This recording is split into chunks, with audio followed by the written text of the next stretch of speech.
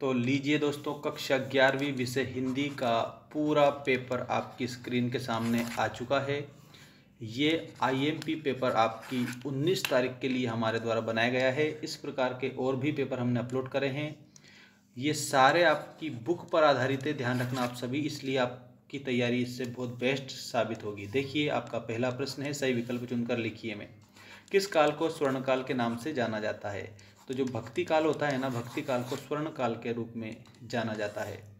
इसके बाद में ये नरसी जीरो मायरो वाला जो मीराबाई की पदावली नामक जो पाठ है ना, मीरा के पद, मीरा और कबीर के पद, उससे लिया गया है ये। ठीक है, नरसी जीरो मायरो किसकी रचना है? तो इसमें आपको मीराबाई बता देना है।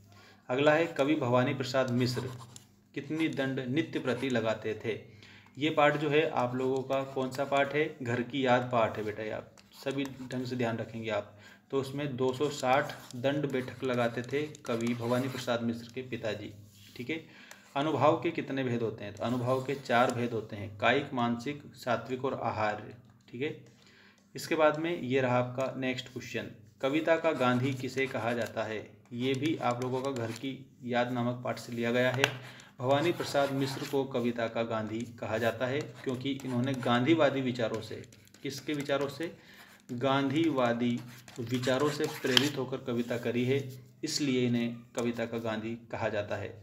इसके बाद नेक्स्ट क्वेश्चन है, निम्न में से अश्रु किसका तत्सम रूप है? अश्रु का मतलब आप लोगों को मैं बता देता हूँ, आंसू होता है। ठीक है, तो अश्रु ही तत्सम है। अश्रु तत्सम शब्द है किसका? आंसू का।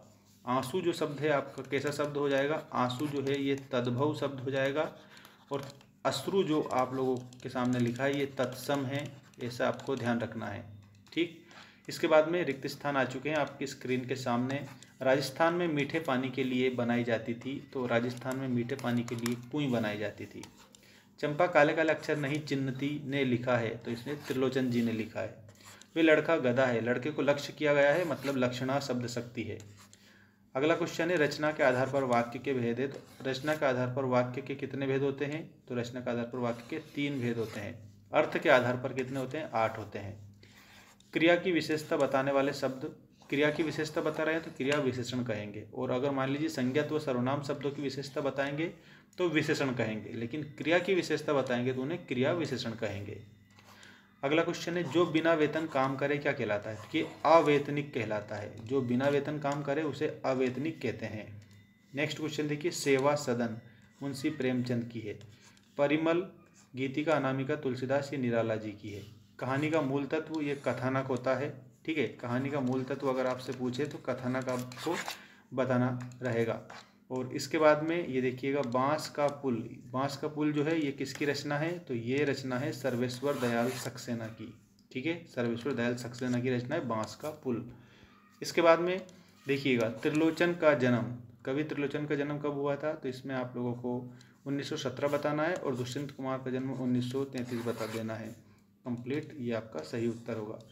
इसके बाद सत्य असत्य लिखिए वाले क्वेश्चन देखिए, साये में धूप गजल संग्रह है, ये सत्य है। दोहा छंद मात्रिक छंद है, क्योंकि मात्रा की गिनती की जाती है, ये भी आपका सही होगा। अगला क्वेश्चन है, विदाई संभाषण सत्यजीत राय की रचना है, ये असत्य है। ठीक है, नेक्स्ट देखिए, जो कभी ना मरे अजर है, ये भी असत्य है, क्योंकि जो कभी ना मरे उसको अमर बोला जाता है। जो कभी बूढ़ा ना हो उसको अजर बोला जाता है। तो यहाँ पर क्या दिया है? जो कभी ना मरे अजर दिया है, जो कि गलत है। जो कभी ना मरे उसको अमर कहते हैं। ठीक है, कबीर भक्ति काल के कवि नहीं थे, तो इसमें असत्य लिखेंगे, क्योंकि जो कबीरदास जी है ये भक्ति काल के ही कवि थे। ठीक है, हिंदी भाषा की लिपि गुरुमुखी है, ये गलत है, क्योंकि हिंदी भाषा की जो लिपि है वो क्या हो जाएगी? देवनागरी लिपि हो जाएगी। ठीक है, अब देखेंगे हम क्वेश्चन नंबर 5, एक शब्द या एक वाक्य में उत्तर लिखिए। इसको भी आप सही से कंप्लीट करेंगे सभी स्टूडेंट। देखेंगे आप यहाँ पर, रीतिकाल की समय अवधि लिखिए। तो 1700 से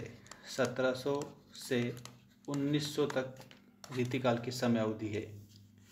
नेक्स्ट क्वेश्चन है, मुक्तक काव्य के भेदों के नाम। तो मुक्तक काव्य के 2 भेद है, पाठ्य मुक्तक और गेय मुक्तक। ठीक है, रजनी पाठ की लेखिका का नाम क्या है? तो मन्नू भंडारी है रजनी पाठ की लेखिका का नाम। काव्य की आत्मा किसे कहते हैं? तो रस जो है उसे काव्य की आत्मा कहा जाता है। रसात्मकम वाक्यम काव्यम। ठीक है, याद रखना आचार्य विश्वनाथ के अनुसार। पेड़ को हटाकर इसे जल्दी निकाल लेना चाहिए, माली ने कहा था। ठीक है, याद रखना। और ये रहा आपका अगला क्वेश्चन, छायावाद के आधार स्तंभ कवियों के नाम लिखिए। तो प्रसाद, प्रसाद का मतलब होता है जयशंकर प्रसाद। पंत, ये भी छायावाद के हैं। पंत मतलब कि सुमित्रा नंदन पंत, सुमित्रा नंदन पंत आप इसमें बताएंगे। ठीक है। और निराला, निराला का पूरा नाम है सूर्यकांत त्रिपाठी निराला, सूर्यकांत त्रिपाठी निराला। ठीक है, ऐसे आपको याद रखना है। बाकी सारा ये जो है बिल्कुल सिंपल ही है, कोई दिक्कत नहीं है, आपको सही से करना है। दोहा छंद और चौपाई छंद, दोहा जो छंद है इसमें टोटल 24 मात्राएं होती है। पहले और तीसरे चरण में कितनी 13 मात्राएं होती है, और दूसरे और चौथे चरण में 11 मात्राएं होती है। जैसे चलती चाकी देखकर दिया कबीरा रोए, दो पाटन के बीच में साबुत बचाना कोय। अब आपको एक सामान्य जानकारी मैं दे देता हूँ। हमारा जो ऐप है MAINS मेंस एजुकेशन, ठीक है, मेंस एजुकेशन जो हमारे चैनल का नाम है वही हमारी एप्लीकेशन का नाम है।